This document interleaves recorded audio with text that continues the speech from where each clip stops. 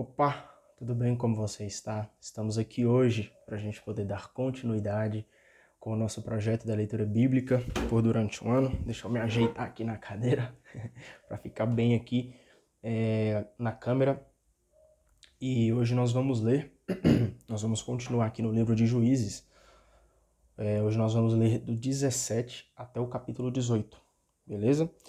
E a gente está vendo aqui como os filhos de Israel essa nova geração dos filhos de Israel estão se prostrando ali na frente de Javé, pois eles não passaram, pelo deserto, essa nova geração, eles vieram depois de toda a chegada ali na Terra Prometida e por muitas vezes eles tendem a voltar para o caminho errado, a virar as costas para Deus. Então hoje nós vamos continuar aqui para a gente ver como que vai ser aqui, nós já estamos quase nos finalmente aqui do livro de Juízes, então vamos pegar a nossa Bíblia para a gente começar aqui no capítulo 17 do livro de Juízes, beleza? Na região montanhosa de Efraim havia um homem que se chamava Micas. Um dia ele falou à sua mãe: Lembra-se daqueles 1.100 moedas de prata que a senhora pensou que tinham sido roubadas e inclusive amaldiçoou o ladrão na minha frente? Aqui está o dinheiro. Fui eu que o peguei. Sua mãe falou: Que Javé o abençoe, meu filho. Micas devolveu as 1.100 moedas à sua mãe, que disse: Eu tinha reservado esse dinheiro para Javé, em favor de meu filho, para fazer uma estátua e um ídolo de metal fundido. E Micas devolveu o dinheiro à sua mãe. Ela pegou 200 moedas e as deu ao ourives para fazer uma estátua e um ídolo de metal fundido, que foram colocados na casa de Micas. Micas tinha um santuário, fez um efode e uns ídolos domésticos, e consagrou como sacerdote um de seus filhos. Nesse tempo não havia rei em Israel, e cada um fazia o que lhe parecia correto. Havia em Judá um jovem de Belém, do clã de Judá, que era levita e morava aí como imigrante. Ele deixou a cidade de Belém, em Judá, com a intenção de se estabelecer onde pudesse. Enquanto viajava, passou pela região montanhosa de Efraim e chegou à casa de Micas. E Micas lhe perguntou: De onde você vem? Ele respondeu: Sou levita de Belém de Judá, e estou de viagem para me estabelecer onde puder. Micas lhe propôs: Fique comigo e seja para mim como pai e sacerdote. Eu lhe darei 10 moedas de prata por ano, além da roupa e da comida. O levita concordou em ficar com Micas e este o tratou como a um filho. Micas consagrou o levita e o jovem ficou na casa de Micas como sacerdote. E Micas pensou: Agora estou certo de que Javé vai me favorecer, pois tenho esse levita como sacerdote. Então a gente vê aqui que eles estão fazendo um culto a Deus e ele percebe aqui que Deus estava junto com os levitas e ele de fato quer servir a Deus. Capítulo 18. Nesse tempo não havia rei em Israel, e a tribo de Dan estava procurando um território para morar, porque ainda não tinha recebido sua herança entre as tribos de Israel. Os danitas mandaram 5 homens valentes de seu clã de Saraá e Estaol para explorar a terra. Foram até a região montanhosa de Efraim e chegaram à casa de Micas, onde passaram a noite. Quando estavam perto da casa de Micas, reconheceram a voz do levita e se aproximaram perguntando: Quem trouxe você para cá? O que é que você está fazendo aqui e com o que trabalha?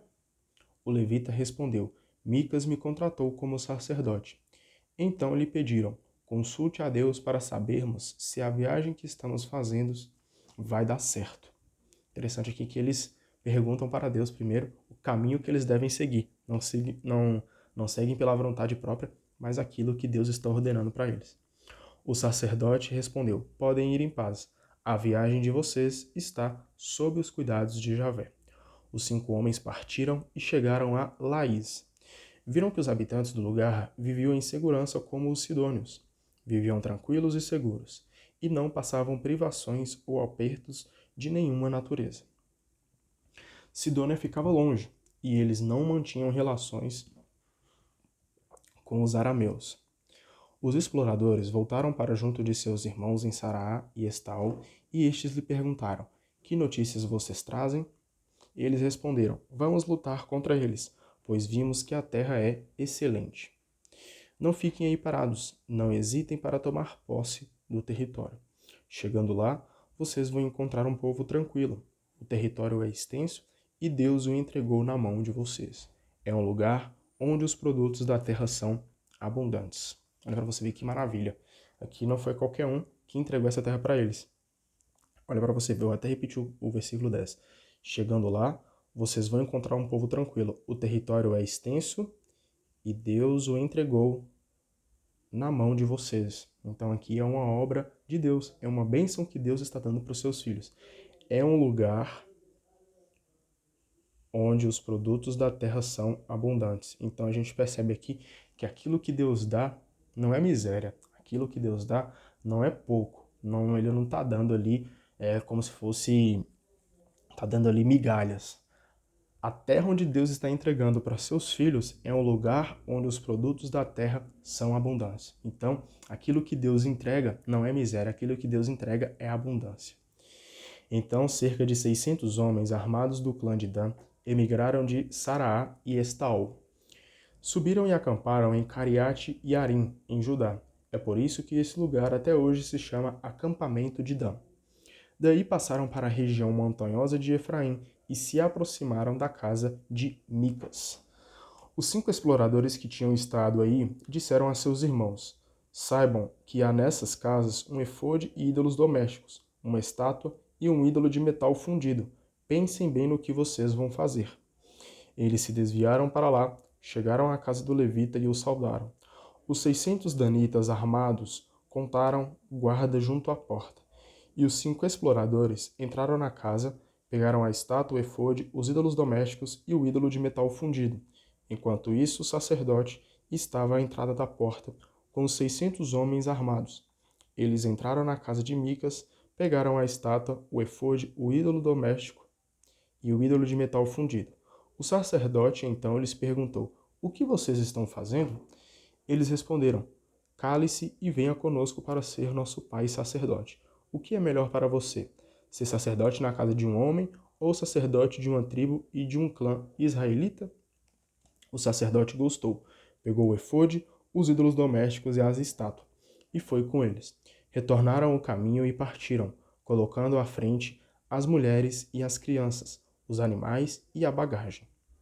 Já estavam longe da casa de Micas, quando os vizinhos de Micas deram um alarme e começaram a perseguir os danitas. Como vinham gritando, os danitas viraram para trás e perguntaram a Micas: O que aconteceu? Por que está gritando desse jeito? Micas respondeu: Vocês roubaram o Deus que eu havia feito e levaram também o sacerdote. Agora estão partindo sem me deixar nada e ainda me perguntam o que foi que aconteceu? Os danitas disseram: Não diga mais nada. Do contrário, alguns homens violentos poderiam atacá-lo e você perderia a vida junto com a sua família. Os danitas continuaram a viagem. Micas, percebendo que eles eram mais fortes, recuou e voltou para casa. Depois de terem se apossado do Deus que Micas fizera e do sacerdote que vivia com ele, os danitas atacaram Laís, onde morava um povo tranquilo e confiante. Passaram todos a fio de espada e incendiaram a cidade, sem que ninguém fosse socorrer os habitantes, porque a cidade ficava longe de Sidônia, e eles não se relacionavam com os arameus. A cidade estava situada no vale que se estende na direção do Bet-Hoob. Os danitas reconstruíram a cidade e aí se estabeleceram. Deram à cidade o nome de Dan, que era o pai dos danitas e filho de Israel. Antes, porém, a cidade se chamava Laís. Os danitas instalaram a estátua e Jonatas, filho de Gerson e o neto de Moisés, assim como seus filhos, foram sacerdotes da tribo de Dan, até o dia que as pessoas do território foram levadas para o exílio.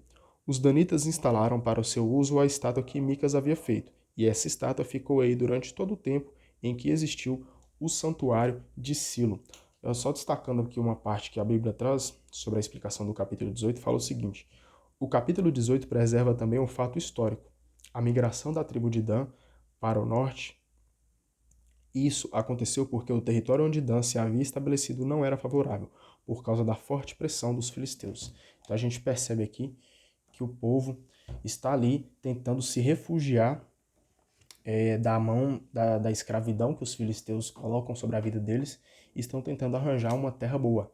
E aí, no próximo vídeo, a gente vai falar um pouquinho sobre como foi como é que eu posso dizer? A conclusão, essa é a palavra, do livro de Juízes, tá bom? Então, te espero aí no próximo vídeo para a gente poder dar continuidade aqui e finalizar com esse livro, ok? Deus abençoe você, um abraço no seu coração. Até mais.